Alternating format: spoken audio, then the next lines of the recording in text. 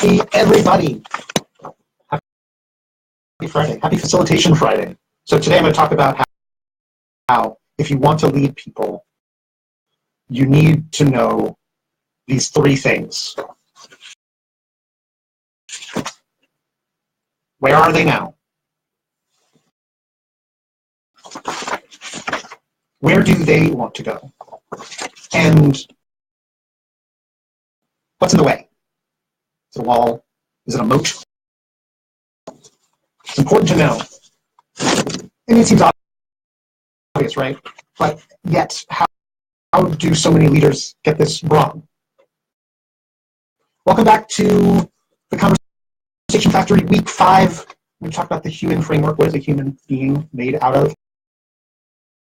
If you're listening to the podcast, these pictures help, I hope. And so you might want to head over to theconversationfactory.com/thinkalone-thinktogether to see the videos and watch past weeks and links to the write-ups, etc. So we're going to be talking about this idea all this week and all the last weeks and all the weeks in the future until I run out of space on the book outline about thinking alone and thinking together, my philosophy of what it takes to build transformative collaboration in teams and how to be a leader who builds or fosters that amazing collaboration. And so we're talking about basically, and there was a bonus, right? So obviously then there's this gap between me, where I am as a leader mentally, and where my team wants to go as well. There's a gap between that, but hopefully as a servant leader, that gap is as small as possible. So all of that, I think, can be summarized with one sort of master diagram. I first saw this drawn by Matthias Jakobsen, who I co-taught our facilitation masterclass with last year. I think also Dave Gray might be behind this sort of a drawing, this idea of a who, gap, do model. A person with a mindset, you want them to do something, but there's a gap, and there's this better state that you want them to get to, ideally. This is really common with design and design thinking when there's a very, very clear single user, but with teams, we're talking about whom's, many different people with many different perspectives, with many different ideas. So that's significant. It's different. And so here's the thing. People are not just bodies. I know that seems sort of like, again, obvious to say, but the body is just the most obvious part of the human being. Bodies are what action does the action, that performs, that is doing things. But the mind, the thoughts, the ideas, the vision, you can't see vision, ironically. It's very easy to manipulate somebody physically. It is much harder to manipulate somebody mentally. And emotionally, the feelings, emotions, and intentions of a person, those are really hard to both detect and also to transform. And so the reason I'm talking about this human framework, and this is courtesy of my friend Hall, is that if body, mind, and heart in one person is aligned, we know that when my body, my mind, and my heart are aligned, my actions, my words, my deeds, and my spirit are all in line, and I'm a whole person, right? And I think this is the case for teams and people as well. I sometimes like to draw this as a bullseye diagram and use this to sort of ideate and say, well, we want to make sure we take care of all of these things, but if we really want to hit the mark, we have to know what matters to everyone on our teams, right? Not just physically, not just mentally, but also deep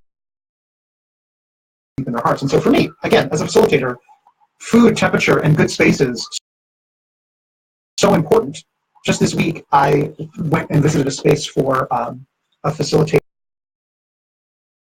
acquaintance of mine who's doing a 2-day facilitation workshop in the city, and he just wanted another skilled facilitator to look at the space and go, yes, the pictures are accurate, and there is enough room to do what we need to do.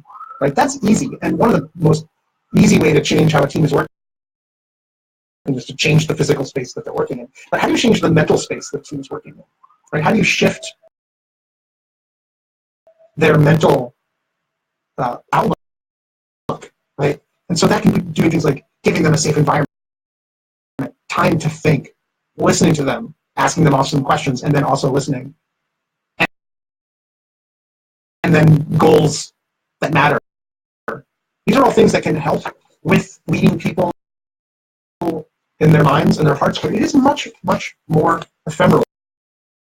It is a much weirder thing to try and do than just lead somebody physically. And that's really what we're talking about here. And so this question of where are they now is not physical. And if you want to really lead a group of people, you need to understand where are they emotionally and mentally. And this is one of the biggest challenges. It's not always possible for me to interview every person in a workshop,